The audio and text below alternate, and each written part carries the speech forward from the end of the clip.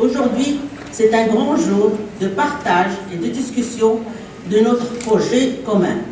Ce projet n'a pu être un succès que grâce à tous les efforts fournis par nous tous. Institutions gouvernementales, organisations de la société civile, élus locaux et régionaux et médias, etc. Au nom de notre présidente nationale, Madame Zahra Mziane, je voudrais exprimer mon entière satisfaction des efforts fournis malgré toutes les difficultés qui ont entravé la réalisation de ce projet. La synergie créée entre secteur gouvernemental et ONG a été une occasion de coopération très satisfaisante que nous reconnaissons tous. Je me rappelle la première réunion avec nos associations partenaires non informées sur les efforts fournis par le ministère de la Santé dans le cadre de la lutte contre la violence. Je me rappelle aussi de la résistance à l'unification du système d'information ainsi que l'ignorance de plusieurs aspects de la violence. Aujourd'hui, je retrouve devant moi une société civile forte, prête à collaborer avec tous les secteurs ayant fait preuve de volonté et de savoir-faire. Cette expérience ne devrait pas s'arrêter au niveau de la région de Souss-Massa. Nous veillerons à la dupliquer au niveau d'autres régions. Inch'Allah, cette duplication se fera conjointement avec vous tous, dans un cadre d'échange, d'expérience et d'accompagnement. Je ne voudrais pas trop tarder, mais je vous souhaite plein de courage, un bon partage et une bonne continuation. Je vous remercie. Et bon, je vais vous parler un peu en général donc, de l'historique du projet et un peu des deux moments de phase finale dans laquelle on est arrivé. C'est un premier produit qu'on voudrait bien qu'il devienne un produit national et non pas régional et peut-être au niveau international pour pouvoir le partager avec d'autres institutions ou à l'échelon international. Ici avec le Maroc, à travers la coopération espagnole, à travers Enfermeras por el Mundo, nous rend très fiers. Surtout de voir les résultats après 2 ans de travail, de tout ce que vous avez fait, de tout ce que vous êtes en train de faire. Et vous êtes vraiment un exemple qu'on encourage et qu'on applaudit. من خلال الاهتمام ديالنا بالجانب القانوني فيما يخص التكفل بالنساء ضحايا العنف، فكذا من خلال التجربه ديالنا داخل الخليه فكنأكد على نقطة أساسية وهي أنه لنجاح أي مشروع وأي عمل وأي العمل كنقوم به لهذه الفئة هذا فلا بد من واحد التشارك وواحد التنسيق ما بين جميع القطاعات وما بين جميع المتدخلين، فهذا واحد المسألة أساسية لنجاح أي عمل كنقوم به.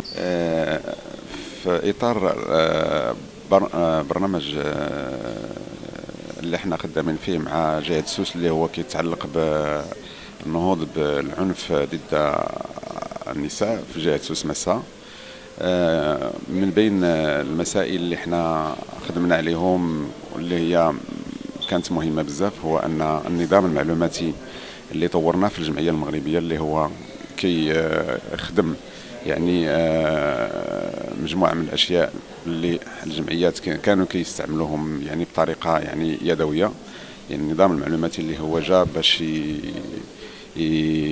يقنن طريقة العمل بالنسبة للجمعيات، وهاد الجمعيات كانوا في الأول كيخدموا بطريقة تقليدية، والآن الحمد لله الجمعيات كلهم استفادوا من هذا النظام وخداو هذا النظام نسخة من النظام وهما في صدد الاستعمال ديالو في تدوين جميع المعلومات المتعلقة بالمعنفات في الجهة.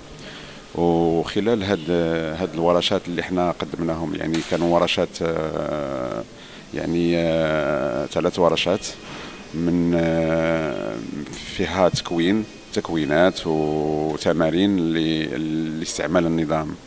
وبطبيعة الحال النظام هو يرتكز على مجموعة من الأشياء، من بينها أن المعنفة حينما تأتي إلى الجمعية تكون تدوين ديال المعلومات الشخصية للمعنفة، وبعد ذلك تمر إلى الاستماع، وهو النظام يعني يرسخ هاد المراحل كلها وتبين أن يعني جميع المراحل التي تمرها المعنفة، وهو كيدون كذلك النسخ من الوثائق المقدمة، وكي خدم يعني في التدوين ديال يعني المعلومات اللي كيدخلوا او اللي كيكونوا في النظام، معلومات عن العنف الجنسي، العنف اللفظي، العنف الاقتصادي والاجتماعي، العنف الديني، العنف القانوني. محمد الصوفي، المسؤول المالي والإداري بالجمعية المغربية لتنظيم الأسرة.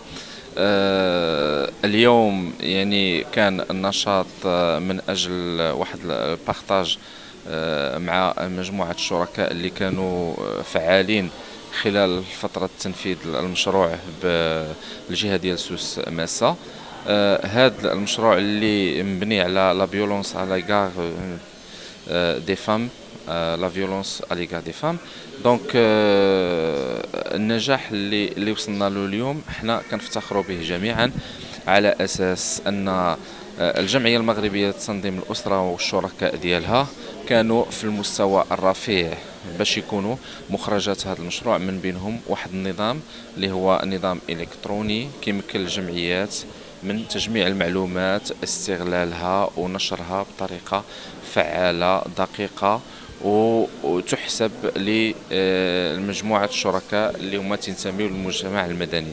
إذا ما يمكن لنا إلا نشجعوا هذا النوع من الأعمال اللي غادا تساهم بواحد الطريقة مباشرة وأيضا غير مباشرة من أجل الحد أو تقليص يعني وتوعية النساء والمتدخلين يعني في هذا الإطار، باش العنف ضد النساء أنه يكون عنده واحد الجانب من المعالجة دقيق، وخصوصا أننا من بين الشركاء ديالنا كاين فاعلين حكوميين، فاعلين المجتمع المدني، جهاز الشرطة، جهاز الدرك المدني، قضاء، يعني ومجموعة من الأطراف الأخرى الغير مباشرة.